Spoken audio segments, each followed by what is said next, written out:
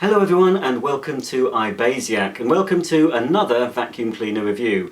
Today's the turn of the Hoover Blaze Bagless cylinder cleaner. If you check back on my channel you'll see I've done a review for the Hoover Blaze upright. Well, how does the Hoover Blaze cylinder compare? I have it in front of me in the same colours as the Hoover Blaze upright, this black and this rather striking blue colour with silver accents. Well, how good is this machine going to be? It says all floors cleaning on the side. Well, Hoover, I'll be the judge of that.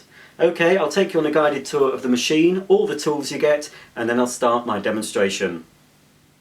So here are all the cleaning tools you get with the Hoover Blaze. Starting with this carpet nozzle. This is Hoover's H-Lab Carpet Extra nozzle. This is designed for carpet cleaning only. You'll see that all that's underneath is a large suction channel separated by a squeegee. You've got a roller wheel on the back plus two rubber coated wheels. It articulates slightly up and down and swivels from side to side, and you've also got a parking bracket at the back of the nozzle. I'll show you what that's for later on. Next nozzle is your hard floor smart nozzle. This is designed for cleaning your general hard floors, your laminates, your floorboards, your stone floors, etc. It's got a fixed brush at the front and a fixed squeegee at the back, suction channel in the middle and two litter pickers. They're designed for pet hair, but they really work better on carpets, so I'm not sure why Hoover have left these on this nozzle. There are two wheels at the back. Again, it articulates up and down and from side to side. You've also got the parking bracket on the back. The final main nozzle you get is Hoover's H-Lab Parquet nozzle. This is designed for more delicate floors that you don't want to use the other nozzle on. If you've got delicate parquet, delicate wooden floors, any floors you want to give a bit of extra care to, then you can use this nozzle. It has, well, slightly softer brushes than the regular nozzle, but they're not very soft. I've felt softer brushes on other machines, but they're not too bad. You've also got two wheels made of felt, which are designed to stop any scratching of your delicate floors. So that's the three main nozzles you get with the cleaner. This is the small nozzle that's stored on board the machine at the back. This is your combined crevice / dusting tool. Not a very good design in my opinion. It's very short, so it won't really get right down the sides of your chairs. If you want to remove your hobnob crumbs, etc., you'll find it's rather lacking in that department. If you want a little bit of a brush action going on, you've got a built-in brush that pops out, and you can use that brush for general dusting. Hoover suggests you can use it for shelving and blinds and things, but it's rather a hard brush. I wouldn't trust that to anything too delicate. So that's the only tool that stores on the machine. Next thing you get included is a metal telescopic extension tube, quite strong, and it's fully adjustable to suit the height of the person using the vacuum. Of course, when you're storing it away, you can compact it down, but it's not very long even when it's fully extended. So it does mean if you're very tall, you might find yourself stooping a bit when you're doing the vacuuming. The last nozzle is the Hoover Pet Hair Remover, specifically designed to remove pet hairs from your furnishings. You can use it on your carpet, but it's a very narrow nozzle. If I compare it to the regular carpet nozzle, I'll just put them together, you can see that it's nearly half the width of the regular carpet nozzle. So if you do use that on your carpets, you will find you're taking rather a long time to complete your cleaning. It is mainly designed to clean your upholstery, your pet bedding, your car interior and your stairs. So it has a revolving brush that's powered by the suction of the cleaner, and you have access into it. If it gets clogged up with pet hairs, you can open the cover and then you can clear any hairs that have got caught round the belt or the brush roll. And finally we have a 1.5 metre long hose. It swivels either end to help prevent it tangling up, and on the handle end you've got this suction relief valve to reduce the suction briefly when you say cleaning delicate items such as your curtains. Just clicks into the machine on this end, and if you want to remove it from the cleaner you just press on that button and then you can withdraw the hose. Okay, that's all the cleaning tools explained. Now I'm going to show you the cleaner. So here we have the Hoover Blaze itself, finished in black and blue. with 2 large wheels and a front swivel caster for easy manoeuvrability. Of course, it's bagless. To remove the bagless bin, there's a little catch on the back of the handle. You just press that and then you can take the bin out. To empty the bin, you have to take the top off, a little bit inconvenient. With many cleaners, you'd have a little catch at the bottom which would open a little trap door. On this one, you have to twist the top off to remove the top of the container plus the filter, and then tip the dirt into the bin. And so this is your washable HEPA filter. It's got 2 parts. You've got a mesh screen that stops any hairs and larger debris from sticking to the pleated HEPA filter, and then under that we've got the HEPA filter itself. If I can get it out, you need to twist, that's it, and then that comes out. That is washable. You can rinse that under the tap. Make sure it's thoroughly dry, at least 24 hours before reassembling it and putting it back in the machine. You need to pop it back into the lid, twist until it locks, there we go, and then pop it back onto the bin. You can find the arrows. You line up the arrow on the bin here. There's a little arrow there. We need to line that up with the open symbol and then twist to the locked position. There's some handy hints on the back of the bin to show you how to maintain your vacuum cleaner. Also, there's another filter situated here, just a little spongy filter that you can take out, quite small, so don't lose it when you're cleaning it. You can rinse that, make sure it's dry of course, and then pop it back in the machine. You need to do all these things in order to keep the cleaner operating efficiently. At the back of the machine we have the exhaust filter, and that's just accessed by pressing this little switch here.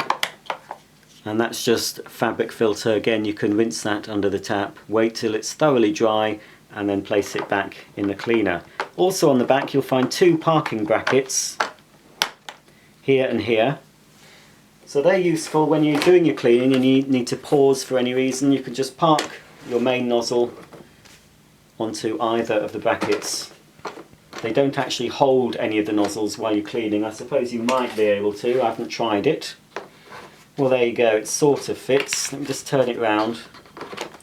That does fit actually, so you can actually hold that nozzle, but it would get in the way and it would probably not be knocked off before too long. It's not designed to be a storage thing, but you could use it for that, I suppose.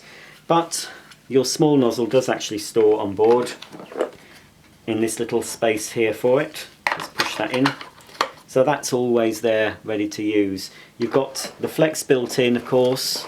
You just pull it out from here.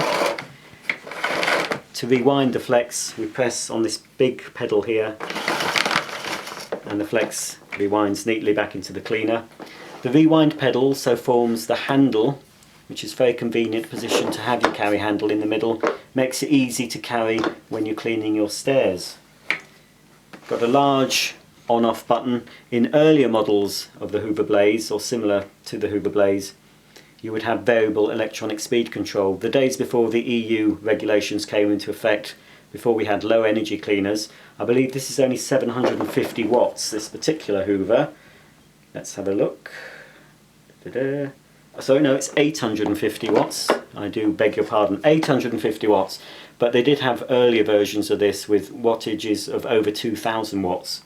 But this has a single fixed, it looks like it's variable speed, but it's basically off and on. You can't vary the suction on this machine, not electronically anyway. My first demonstration will be of particular interest to any of you who own any pets that shed hair, cats, dogs, rabbits, or in fact any humans that shed a lot of hair. So in front of me I've put down some golden retriever hair and I've rubbed it well into the carpet. I'm going to pass Hoover's H-Lab Carpet Extra nozzle backwards and forward through the middle of this, and we'll see if it has any effect whatsoever. In practice, I don't think it's going to do much to this hair. It's not going to worry it too much. But anyway, let's give it a go.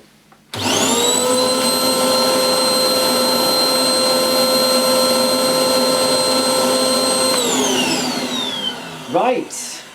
I'm thinking that's pretty appalling, isn't it? Pretty appalling. But there's nothing underneath this nozzle to help with pet hair. It might be okay if you've no pets, but that didn't do anything. I'm just going to have to check that there is suction at the end of the hose, because that was pretty bad. I can confirm that there is suction. I'm going to give it another go, but I'll do a bit of rubbing and scrubbing this time.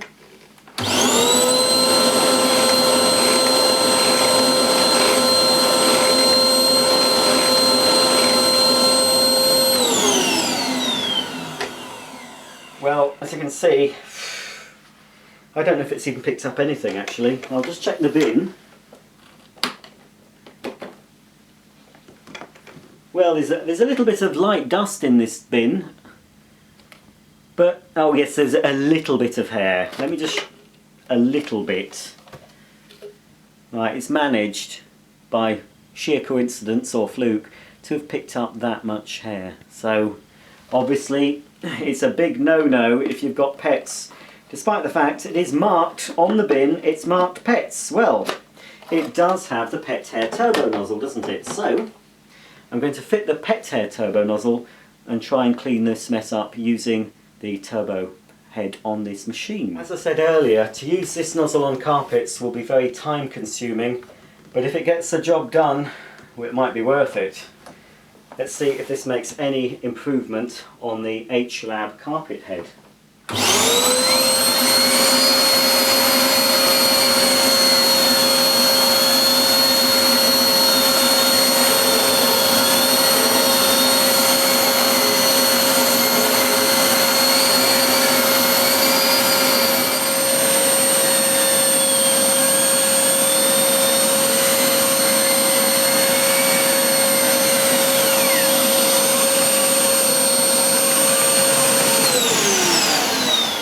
Well, as you can see, it has picked everything up, but it did start to slow down, and I can see why.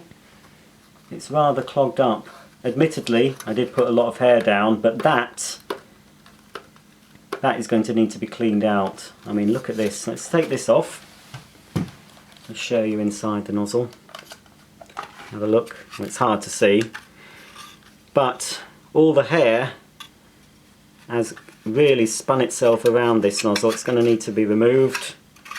So even if it does pick up most of it, you do have to clean this brush afterwards, or especially this side. I'm going to have to take this nozzle apart actually and give it a thorough clean. So yes, it picked it up, but you're going to be spending quite a few minutes trying to clean that, because now I can hardly turn that because it's all clogged up with the dog hair. That's going to need a thorough clean. That's terrible. So not very good on pet hair. How is the Hoover Blaze going to cope with general dirt? The dirt here is various types of dirt, from bits of paper, flour, couscous, dog hairs, carpet fibres, all sorts of things that I've picked up with various other vacuum cleaners during the course of my demonstrations. And nothing's wasted in this house. I save all the dirt so I can reuse it again to see how a new vacuum cleaner copes with it. I think it'll do better on this type of dirt. I think when I pass this nozzle backwards and forwards, we will see a definite clean stripe, but on closer inspection I expect there to be quite a lot of dirt left in its path. But the proof of the pudding, of course, is in the eating, so let's get cleaning.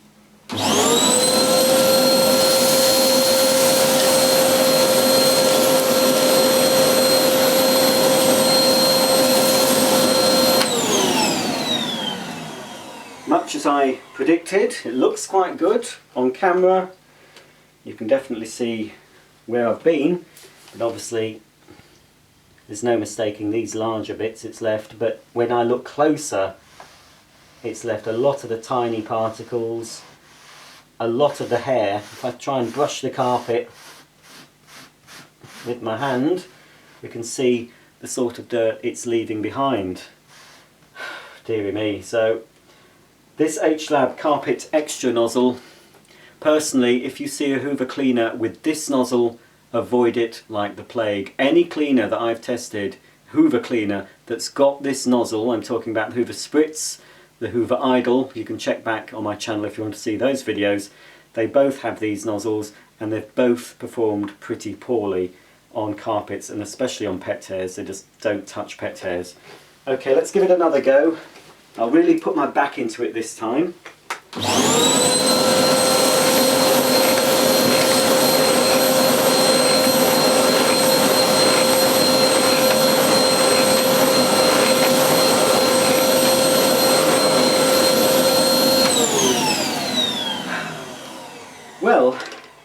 by really pressing down hard on the nozzle, bending down and scrubbing at the carpet, it has more of an effect. But you do not want to be doing that. This day and age, vacuuming shouldn't be difficult. You should be able to pass the vacuum cleaner over the area to be cleaned, and it's the vacuum that should be doing all the hard work, not the user. And that's the case with this machine. You'll get the results. It's still not perfect, but it's, you know, I'd have to go over a couple more times to remove everything, but it will eventually pick up the mess. But it's just too much trouble. I do not expect this day and age to be working hard to do my vacuuming. I expect to be able to just guide the nozzle backwards and forwards a few times. I let the machine do the work and I've got a clean carpet. Not with this Hoover Blaze cylinder. The Hoover Blaze upright, that's another matter. It does a far better job, but then again, any machine that's got a rotating brush on the hole will do better than a straight suction cleaner. Okay, so on carpets, I'd say it's pretty poor. Well, we've got 2 hard floor nozzles to try out, so let's go downstairs to the kitchen. I'll spread a load of dirt on the kitchen floor and we'll see if it cleans hard floors any better. Well, I've come into my kitchen now and I've thrown down some flour, sugar and rolled oats, and I'm going to test each of the hard floor nozzles, again by passing them forward and back through the middle, starting with the regular hard floor nozzle on this side, and then I'm going to switch over to the parquet nozzle and clean a stripe this side, and we'll just compare the results and see which nozzle, if any of them, does a better job than the other. It will sound quite noisy because now I'm in the kitchen, there's less to absorb the noise of this vacuum cleaner. As you can tell, it's quite a noisy machine. For 850 watts it's very noisy, so it'll be even noisier now. But we still need to do the demonstration, so cover your ears, but just watch the screen and see what the results are.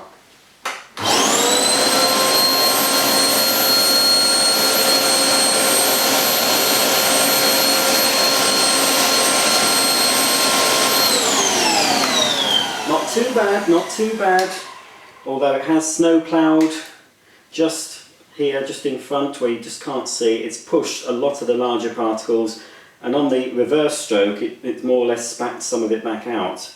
I can also see some of the finer particles that have been left. Most cleaners will snow plough the larger bits, but they do tend to pick up all the small bits. But this Hoover has failed on that account as well. Let's see if the parquet nozzle does any better. So I'll just put that on. It's slightly narrower, the parquet nozzle, so it might have more concentrated suction in a smaller area. Okay, here goes.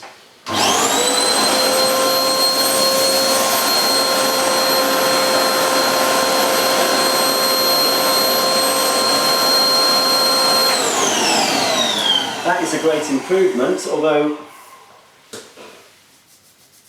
I don't know if it's maybe the floor's slightly damp there, I'm not sure, but there's a little bit of flour left. But as far as the larger particles go, the rolled oats, it did manage to remove them all, which is quite surprising because normally you'd expect on a parquet nozzle to have at least some gaps in between the brushes so the larger debris can pass through. There's no gaps, but it still managed to pick up all the larger particles. So I think I better clean the rest of this mess up, or at least some of it, using this, just to see if it wasn't a fluke. I'll do this part here using the parquet nozzle. I'll just use it as you'd normally clean. I won't just do the straight back and forth.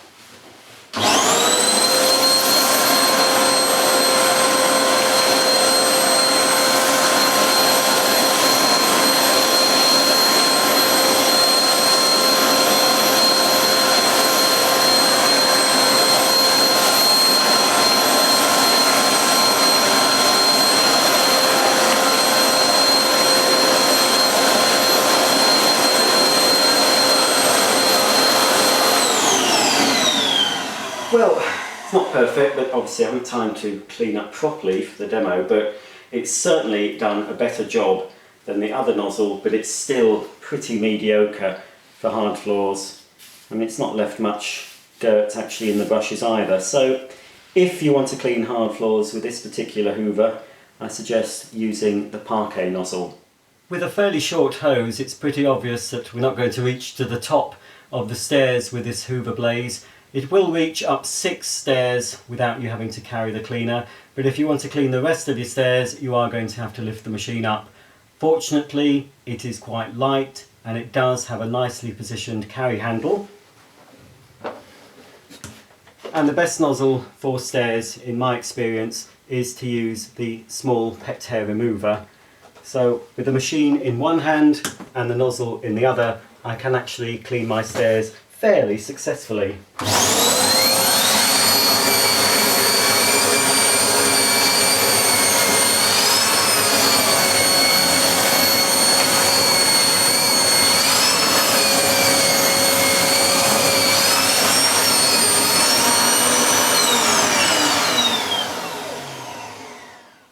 Well, that's the performance demonstrations over with. Let's see how effective the cable rewind is on this Hoover Blaze cylinder. Not too bad. It stopped a little bit short of its target. I'll just have to help it in the final few centimetres. There we go. Now that we've finished cleaning, let's have a look at all the dirt in the bin. And to be fair, this machine has picked up everything I put down for it, but it wasn't easy. It took quite a lot of work on my part, so it's very, very mediocre, the performance of this vacuum cleaner. But anyway, let's have a look at all the dirt inside. Remove the filter, which surprisingly, I mean, obviously I've not used this for a long period. I've picked up a fair bit of dirt with it. The filter has remained relatively clean. Let's have a look at the pleated filter as well. Take off the mesh. Although it looks clean, I expect yeah, I'm going to go like that. Some of the finer, it's made it here, so you can see here, look, the flour. Is that picking up as I'm doing that? So it's as expected. The fine dust, or in this case the flour, has gone straight to the pleated filter, and in time it will block it completely and you'll have to give that a thorough clean. You can either clean it with a brush, or of course a more thorough clean would be running it under water.